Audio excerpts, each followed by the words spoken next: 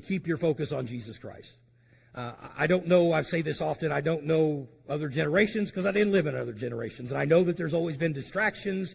There's always been things that can get us sidetracked in our walk with the Lord. But let's just be honest. We live in a day where we are inundated with stuff.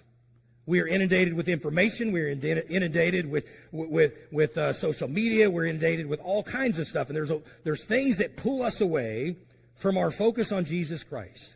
I got to thinking about a few of those. I got to thinking about some of the cultural distractions that we have to deal with on a daily basis. And what I mean by that is we live in a society where most of the information we get today isn't necessarily by turning on the 6 o'clock news like it once was. Now it's a part of every minute of every hour of every day of our life through social media.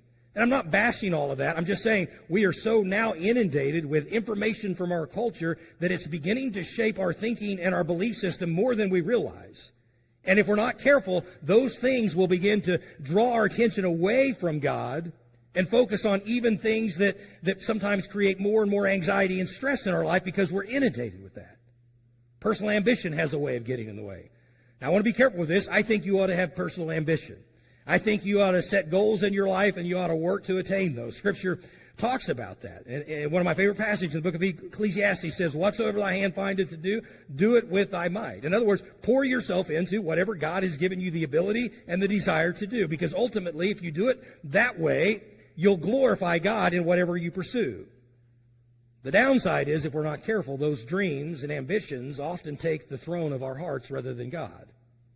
Trials and sufferings are something else that distract us and keep us from having our focus on Jesus Christ. When you lose a loved one or you're dealing with an illness or you're dealing with financial struggles, it's really easy to turn our eyes away from Christ and onto the struggle itself.